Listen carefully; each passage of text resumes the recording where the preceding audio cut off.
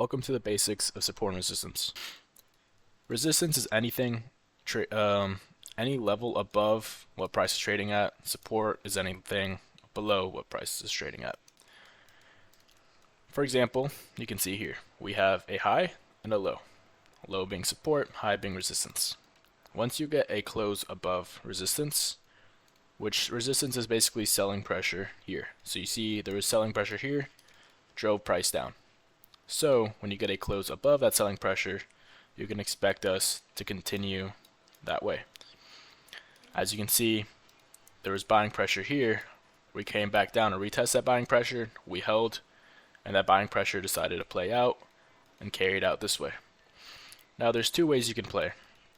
You can either play a break of structure, which is any resistance or support, or you can play a bounce off structure. In this case, there's two opportunities to take longs, which was one right here, bounce off support, or two right here, a break of resistance. One obviously will be a little riskier, which would be this one, but you do get a lot better RR out of it. Now, when trading support and resistance, you want to have an open mind.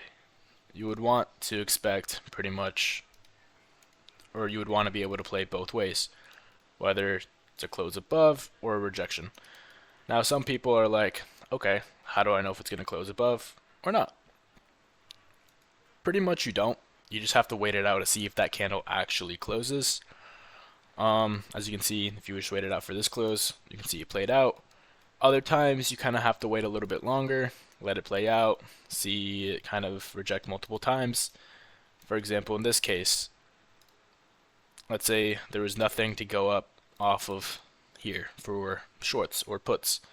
However, you can see that price still closed below this support level, and we got a pretty good move out of it. Now, this strategy thrives, I feel like, the best in options.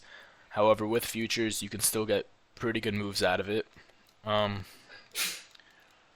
you can see here, bless you. Same thing here. You can see support played out. Buying pressure here. Buying pressure picked up. Played out. Selling pressure here. Selling pressure here. Dumpski.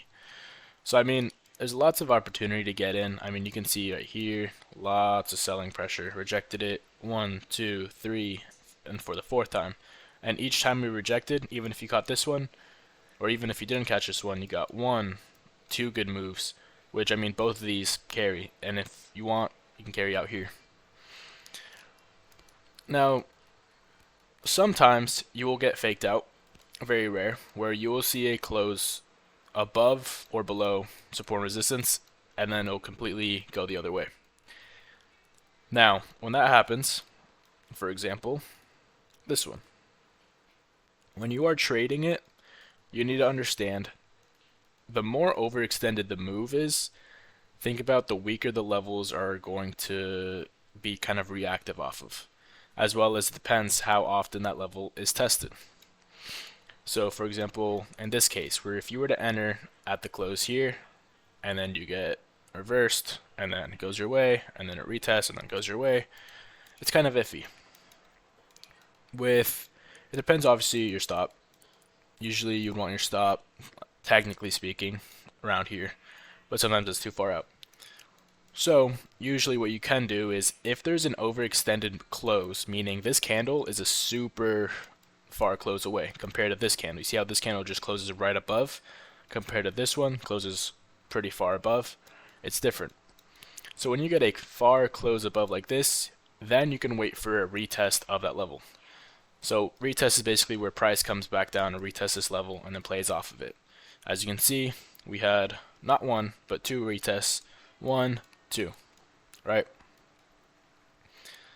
Here, after this retest, you can play it that way. Or you can wait for a cleaner break, as of this one. Break, held the level, pushed up. As you can see, this is the same level pretty much that we tapped off here. When we got a close under, got a continuation. Now, usually, I like to keep my levels very fresh. I usually do it this way, on SPY. I will keep multiple ranges of levels, which I will show you right now. I will keep a pre-market low, which will be whatever your session high or low is. So in my case, it's pre-market, which is anything from 4 o'clock to 9:30. As well, I will keep any levels that I see major bounces off of. So in this case, this was news. We had a strong bounce here, and pretty much strong bounces here. Now, I like 3 and 5 minute the best. Usually when it's a little bit choppier market, a little bit more volatile, the 5 minute does give a little bit more confirmation. Now, if we see here, let's say we're bullish for the day. We want to retest anything that's highs here. So as well as you want to keep levels from previous areas. For example, in this trade, I'll show you a trade I did take. I saw price react off this level, right? We dumped from it. I see price retest this level. What do? This is my entry. Get in off that retest, and we see that nice dump. So these actually took contracts from 140 bucks all the way down to 720, which is over a 400% return just from playing a retest of support or resistance.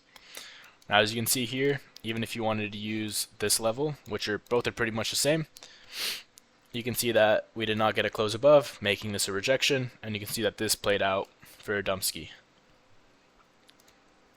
So it played out nicely. Literally same structure here. You see 3 wicks, dump ski. This is a very repetitive thing. You just have to look for it, and it'll come to you. 3 wicks, dump ski. 1, 2, pump ski. Super simple. Same type of thing here, just opposite. 1, 2, 3, pump ski. Plus a break, continuation. So I mean, it kind of just flows together. You just kind of have to stay consistent with it. Usually what I do when I see levels start to become unreactive and it becomes just kind of melts through, doesn't kind of react off of it, I'll get rid of it because that level is not, it's not being respected in a way. So when that happens, I just get rid of it, and I keep my levels fresh in a way where I like to chart pretty much all levels that occur through the day, no matter what they are, as long as obviously they're being respected and all that.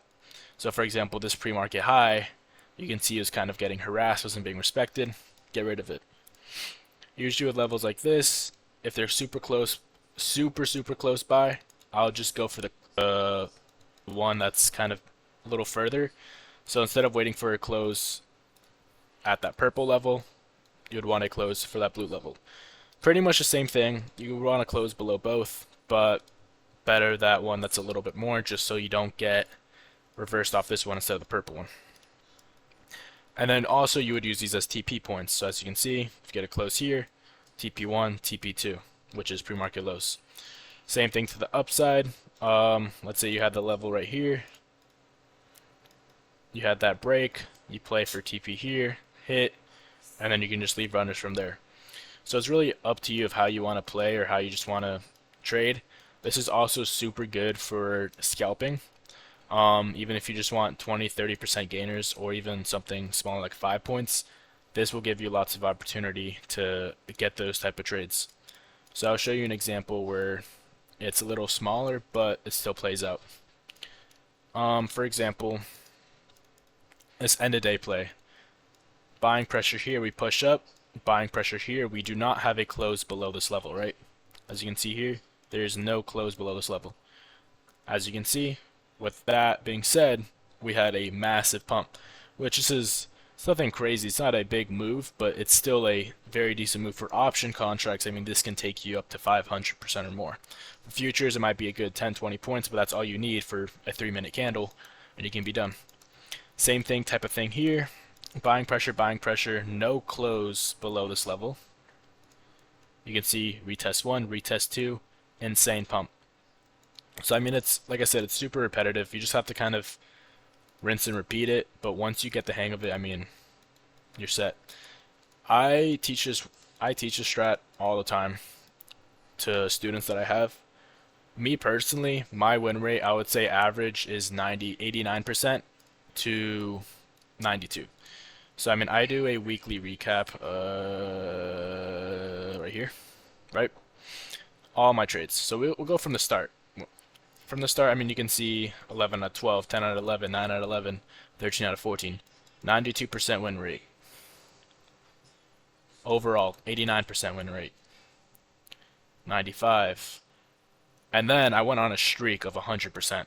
55 out of the week out of 55. And then I went 36 out of 37. I think a total was from, including last week, of 100%. I went about 100 and I think 10 or 120 trades without taking a loss. Biggest win streak I've had. But I mean, you can see other than that, I mean, it's pretty consistent with the win rate. I mean, one loss.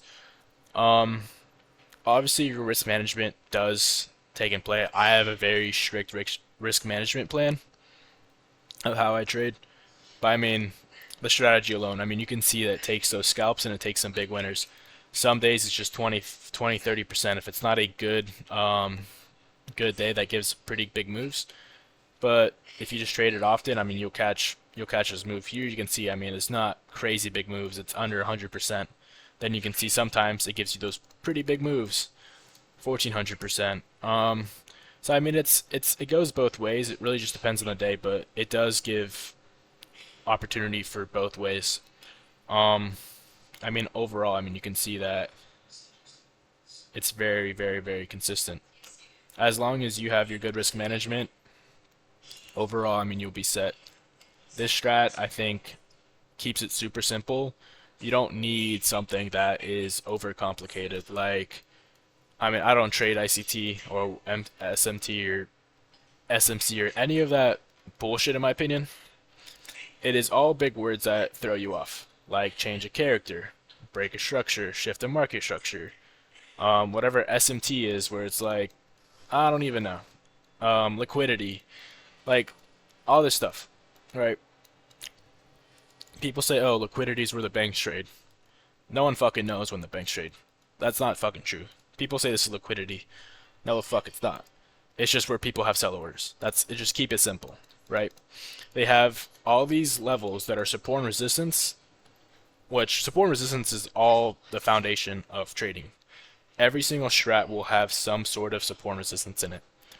The more simple that you keep your strategy, the easier it will be to manage why you take a loss. For example, if you have a fair value gap, an order block, a bullish sentiment, bearish divergence, and fair value gap, unicorn setup, right? You have like 20 different variables that you don't know what the fuck is fucking you up. With this, it's either, okay, I lost because it closed above, or I lost it didn't, because it rejected and didn't continue. You literally have a reason why you lost. It's one or the other.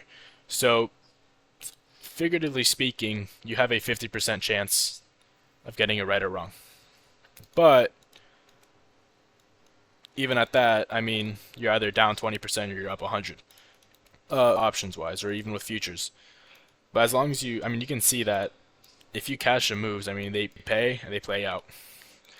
Very rarely would you be stopped out, and even then, with the type of entries you would be getting off of this strategy, you can have such a tight risk management setup. I mean, you can see my losses are this one, $5 loss.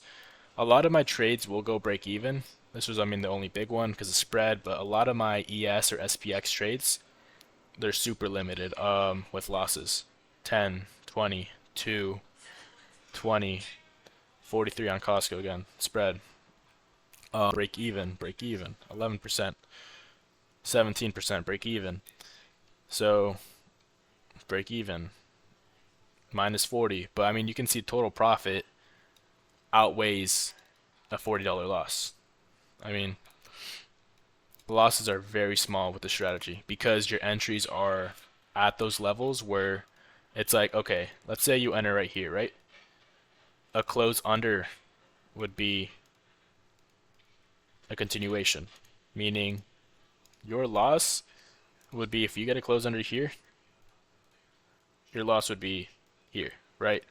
$5, $10 on options, maybe a couple points on futures. But if you're in longs, then look at that risk reward. So you have such a tight stop. And even then, it's like when you enter off this, usually the way I trade is like, okay, this is my entry. I see a bounce. I'm going break even as soon as I get here. Because if we do not get a strong bounce like we did here, I don't want to be in the trade. Hence why it's like, okay, I'm only going to lose a limited amount or even get stopped at break even. And as you can see, as soon as we retest, that shit never comes back and tests it again.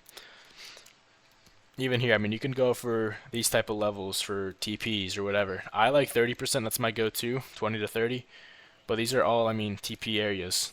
TP1, you can see that overall, I mean, we stayed pretty much kind of under that level. Same thing here. So if you just let it play out, okay, usually, rarely you'll get stopped. Sometimes you will get, I call it an inverse break of structure, where you have a, for example, close above, right? A push up, and then it'll just dump. These are not, I would say, something that you can foresee before. It depends on your risk management for you to limit yourself to lose on these type of trades. As you can see, it depends on the market. Some markets are fake out on fake out on fake out on fake out. But very rarely, I mean, would you take a loss on this type of trade? Because once you enter, you should be going break even after that push. So here, you enter, or you wait for a retest. This is the overextended move. This would be the retest. You wait for your close. So it depends how you want to risk it. If you want more confirmation, you wait for a retest. If you don't, then you take that risk. But while there, if you wait for a retest, I mean, that's up to you how much more confirmation you want. Close, 2 wicks, which is basically 2 retests, pump. Super simple, super easy. Not as other extra bullshit that covers up your screen. You literally just need 2 levels, a high and a low, and you play a close or a rejection off that.